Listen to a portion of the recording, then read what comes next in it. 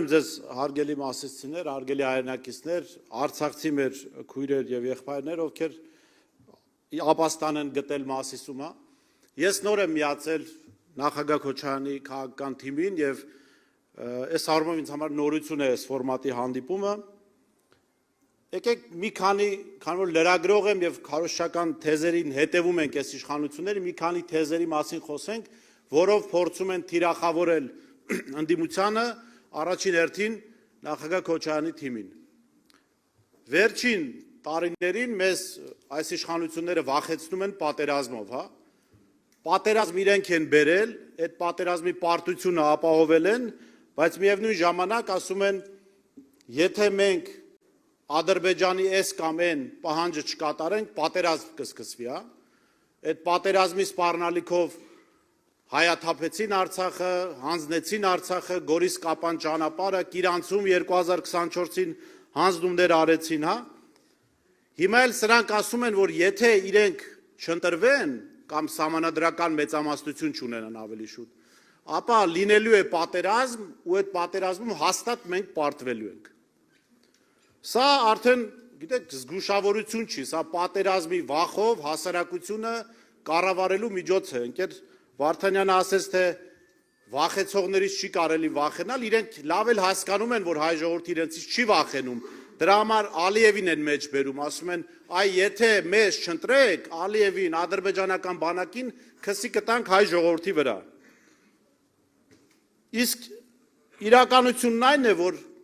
անգամ այդ իրենց խոսույթը, որ ասում են սեպտեմբերին պատերազմ կլինի ու այդ պատերազմում կպարտվենք, մենակ այդ հայտարարությունը բավական էր, որ սրանց ականջներից բռնեինք ու դուրս չպրտեինք, որովհետև շաբաթներ առաջ Նիկոլ Փաշինյանը պնդում էր, որ 8 միլիարդ դոլար պարտքը, որ ավելացրել են ժողովրդի վրա, այդ 8 միլիարդը ծախսել են բանակը վերազինվելու վրա։ Այդ ինչ վերազինում է, այդ ինչ ուժեղացում է բանակի, որ հաստատ գիտեք պարտվելու եք։ Իսկ իրականությունն այն է, ժողովուրդ, որ Ալիևը որքան էլ թշնամի լինի, խելագար չի։ Ալիևը պատերազմ սկսել է եւ կսկսի մի դեպքում, եթե ունենա երաշխիք, որ ինքը հաղթելու է այդ պատերազմում։ Մեր դեմ սանձազերծվելիք պատերազմներում Ալիևի միակ հաղթանակի երաշխիքը Նիկոլ Փաշինյանն ու քաղաքացիական պայմանագիրն են։ Եվ եթե մենք ուզում ենք, որ պատերազմ չլինի, պիտի հրաժարվենք այս իշխանությունից, պիտի դուրս չպրտենք սրանց կառավարական շենքերից ու ես ձեզ վստահեցնում եմ, որ Ալիևը չի համարձակվի պատերազմ սկսել։ Եվ դրա օրինակը կա, ինքը լավ հասկանում է, որ մի դիրքում, մի կետում, եթե իրենք պարտվեցին կամ խնդիրներ ունեցան, Ալիևին թրաշելու են ու զրկեն իշխանությունից։ Եթե հիշում եք 2020 թվականին հուլիսին Տավուշում ընդամենը մի դիրքի խնդիր առաջացավ ադրբեջանցիների համար, Բաքվի փողոցներ լցվեցին 100 հազարավոր ադրբեջանցիներ եւ գրավեցին խորհրդարանի շենքը։ Մենք ընդամենը իրենց Ադրբեջանին պիտի զրկենք իրենց հաղթանակի երաշխիքից, այս իշխանություններից, եւ ես ձեզ վստահեցնում եմ, որ այդ դեպքում Ադրբեջանը 10 կչափի նոր մեկը կկտրի։ Ի վերջո լավ, մենք ունեցել ենք 98-ից 2008 թվականները նախագահ Քոչարյանի կառավարման տարիները, նույն Ալիևներն էին, սկզբում հայրն էր, հետո որդին էր, այդ ինչի պատերազմ չէր սկսում, այդ ինչի պատերազմ սկսելու սպառնալիքի տակ զիջումներ չէր կորզում Հայաստանից, որովհետև գիտեր, որ Հայաստանի ղեկավարի պաշտոնը զբաղեցնում է մարդ, ով առաջնորդվում է Հայաստանի շահերով։ Եվ այդ իմաստով շատ կարևոր է կոտրել այս քարոզչական թեզերը սրանց, հա։ Վերջերս նախորդ տարի կամ դրանից մի փոքր առաջ իշխանական քարոզչամեքանը մի թեզ ուներ, վստահ եմ բոլորդ լսել եք, որ Նիկոլ Փաշինյանը հարիվ է։ Ասում են, այս հարիվի գրպանը գցեցին։ Ինձ հարց է հետաքրքրում, ժողովուրդ, մենք հարիվ ղեկավարի կարիք ունենք, թե չէ։ Մենք արժանի ենք հարիվ ղեկավար ունենալու։ Իհարկե ոչ։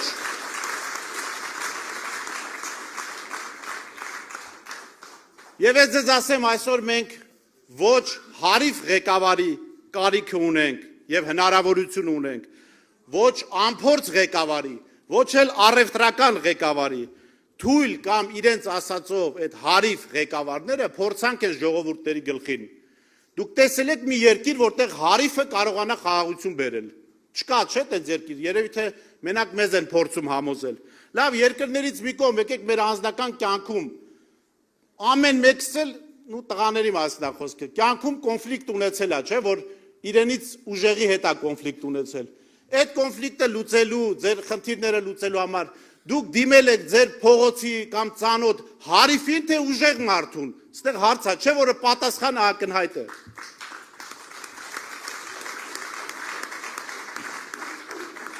Հայաստանը հիմա բարդ իրավիճակում է տարածաշրջանը, բարդ իրավիճակում է աշխարհը, եւ այս բարդ իրավիճակում հատկապես մենք պետք է հրաժարվենք նվազագույնը հարիվ ղեկավարից, առավելագույնը գիտեք տարբեր ձևակերպումներ կան, որոնց հետ ես համաձայն եմ։ Հայաստանին պետք է ղեկավար, որը ունի փորձ, Հայաստանին պետք է ղեկավար, որի փորձով մենք տեսել ենք, որ հնարավոր է այս տարածաշրջանում ապահովել անվտանգություն եւ զարգացում։ Եվ այդ առաջնորդը, այդ ղեկավարը վստահ եմ բոլորդ ինձ հետ համաձայն եք, Ռոբերտ Քոչարյանն է։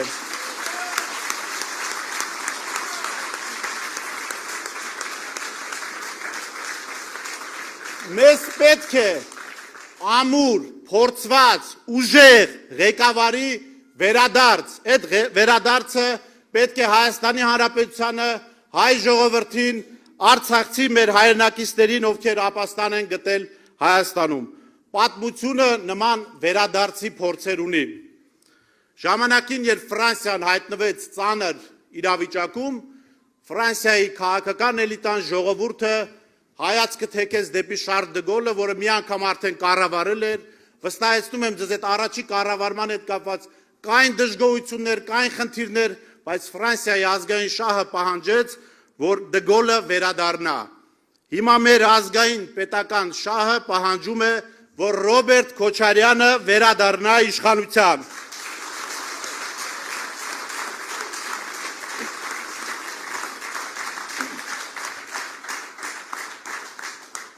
Սա ուղղակի ընտրություն չի, սա ընտրություն է վախի ու արժանապատվության միջև։ Մենք արժանապատիվ ժողովուրդ ենք եւ մենք ընտրելու ենք արժանապատվությունը։ Սա ընտրություն է պարտության բունկերներում թաքնվելու եւ հաղթանակի միջև եւ մենք ընտրելու ենք հաղթանակը։ Սա ընտրություն է թույլի եւ իրական ուժերի միջև ու ես վստահեցնում եմ մենք ընտրելու ենք իրական ուժեղ ղեկավար Ռոբերտ Քոչարյանին։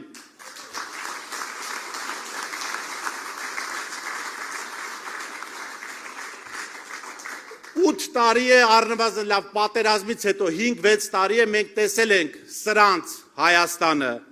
պարտված, խեղճացած, Ալիևի ողորմությանը նայող, հիմա ժամանակն է վերադարձնել մեր Հայաստանը եւ ուրեմն միասին կարող ենք, միասին հաղթելու ենք։